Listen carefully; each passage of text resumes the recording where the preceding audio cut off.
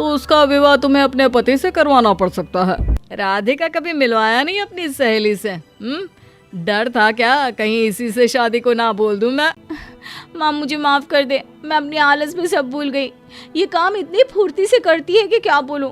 माँ बस अब किसी तरह छुटकारा दिला देना इससे। राधिका दिखने में बहुत सुंदर सुशील थी।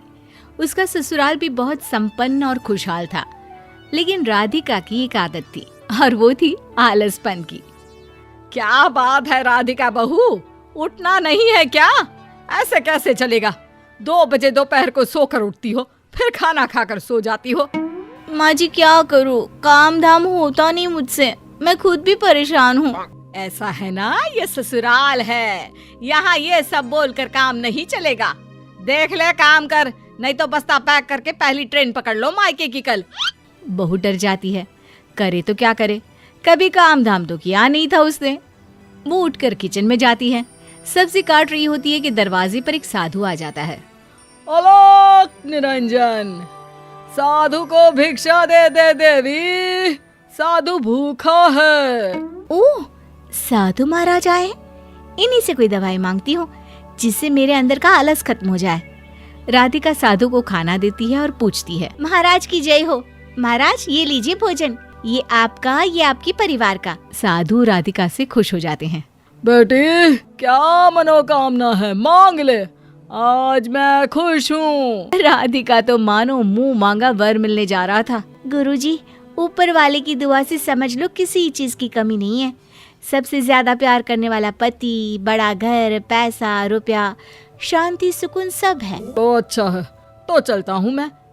साधु जैसे ही जाने के लिए खड़े होते हैं। अरे अरे डायलॉग तो पूरे होने दीजिए महाराज, कहाँ उठ गए? बहुत परेशानी है मुझे, बहुत। अरे बिटिया सब कुछ है तो फिर परेशानी क्या है? महाराज परेशानी ये है कि मैं हूँ 1 नंबर की आलसी, काम धाम नहीं होता है मुझसे ढेले भर का। तो बस इतना कर दे, कोई औरत ऐसी दे जाए यहाँ जो सारा काम मेरा कर दे। साधु जी बैठ जाते हैं और सोच में पड़ जाते हैं कि राधिका का क्या किया जाए। ठीक है, मैं एक औरत दिए जा रहा हूँ। वो क्या है ना, उसका कोई नहीं है तो वो तुम्हारे सारे काम करेगी। वाह वाह क्या बात है गुरुजी, ये तो कमाल की बात है। लेकिन वो क्यों मेरे घर का काम करेगी महाराज? पैसे और खाने के लिए? ना बेटी ना, पैसा और खाना तो उसके लिए कोई बड़ी बात नहीं है, लेकिन वो अब शादी करके सेटल होना चाहती है। लेकिन हम लोगों के घर कौन सा लड़का है जो वो सेटल हो जाएगी? देख बेटे, साफ साफ तो यह है कि वो घर का सारा काम करेगी, लेकिन एक बात याद रखना, उस औरत को कभी खाली मत बैठने देना, क्योंकि उसके पास अगर तुम काम नहीं दे पाई तो उसका विवाह तुम्हें अपने पति से करवाना पड़ सकता है। उसे कहाँ वक्त मिलने वाला है बाबा जी, मेरे पास काम ही इतने हैं। भेज दीजिए आप, देख लूंगी मैं। प्रणाम। प्रणाम कहकर राधिका साधु को विदा तो कर देती है, लेकिन उसकी जिंदगी में कैसा भूचाल आने वाला है वो तो देखना बाकी है। अगले दिन जी राधिका जी है। हाय हाय कितनी सुंदर हो तुम, कहाँ की रहने वाली हो और ये आलसी राधिका को कैसे जानती हो? तभी राधिका और उसका पति आता है। हेलो जी, राधिका कभी मिलवाया नहीं अपनी सहेली से? डर था क्या कहीं इसी से शादी को ना बोल दूं मैं?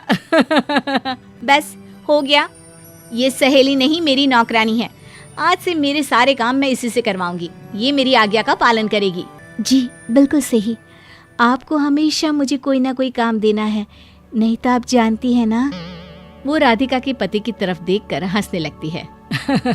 अरे हमें भी बता दीजिए, क्या जानती है वो? जाइए ऑफिस जाइए, देर हो रही थी ना आपको। पति ऑफिस चला जाता है। राधिका और सास घर में अकेले।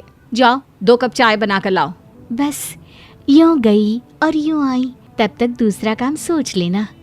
ओए होशियार मत बन, जा चाय लेकर आ, मेरे पास इतने काम है ना कि कमर टूट जाएगी तेरी। राधिका के कहने पर वो चाय बनाने चली जाती है। जैसे ही वो चाय बनाकर आती है, राधिका उसे खाना बनाने भेज देती है। आलसी हूँ मैं, बेवकूफ नहीं। ऐसे ऐसे काम बताऊंगी कि नानी की नानी याद आ जाएगी। बड़ी आई मेरे पति से शादी करने के ख्वाब देखने वाली। क्या कहा बहू? मेरे बेटे से ये सुंदर संस्कारी काम काज में दक्ष लड़की शादी करना चाहती है। अरे भाग्य खुल गए हम लोगों के। देखिए माँ जी, वो तो ये तब करेगी ना जब मैं इसे खाली रखूंगी, सारा दिन काम करवाऊंगी। जब मैं इसे काम ना दे पाई तब जाकर कहीं ये मेरे पति से शादी करने का सपना देख सकती है। अभी सास बहू की बात चल ही रही होती है कि वो खाना बनाकर आ जाती है। जी, हो गया खाना।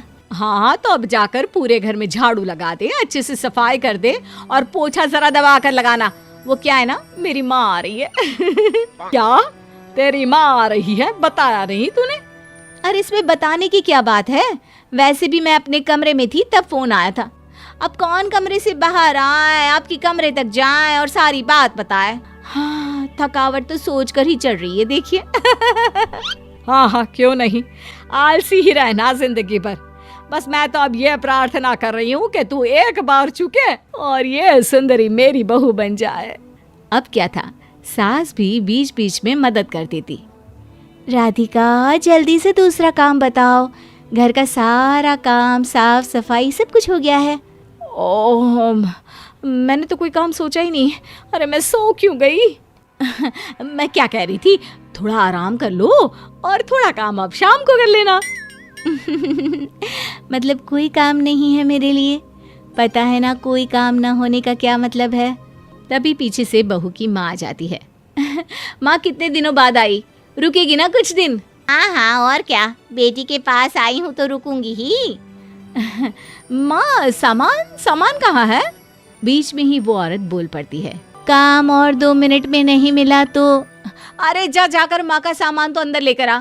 वो औरत मुंह लटकाकर वहां से चली जाती है। उसके जाने के बाद, अरे कौन थी ये, और ऐसे बात कर रही थी जैसे तेरी सौतन हो। राधिका माँ को सारी बात बता देती है। ये तूने बहुत गलत किया बेटी, घर में एक औरत, वो भी इतनी सुंदर काम पर रखी। अरे रखा तो रखा, शर्त भी कितनी अनोखी कि तू कोई काम ना बता पाए तो तुझे अपने पति की शादी इससे करवानी पड़ेगी। अरे ये तो बहुत गलत हुआ बेटी। माँ मुझे माफ कर दे, मैं अपनी आलस में सब भूल गई। ये काम इतनी फुर्ती से करती है कि क्या बोलूं। माँ, बस अब किसी तरह छुटकारा दिला देना इससे। हाँ हाँ, रुक, सोचती हूँ। माँ सोच ही रही होती है कि वो औरत फिर आकर खड़ी हो जाती है। नहीं है ना कोई काम? क्यों नहीं है बेटी, वो बाहर जो तेरा कुत्ता खड़ा है ना कालू, इस औरत को बोल उसकी पूंछ सीधी कर दे, और जब तक सीधी नहीं हो जाती ना, आए नहीं यहाँ बिल्कुल भी। राधिका उसे कालू कुत्ते की पूंछ सीधी करने का काम दे देती है। ये कौन सा बड़ा काम है, समझिए यूं गई और यूं आई। अब क्या था भाई, कुत्ते की पूंछ को सीधी करने का काम कितना आसान और कब तक का है ये तो आप सब जानते हैं। लेकिन हमारी राधिका, इस घटना के बाद से राधिका की आलस हो गई छू मंतर।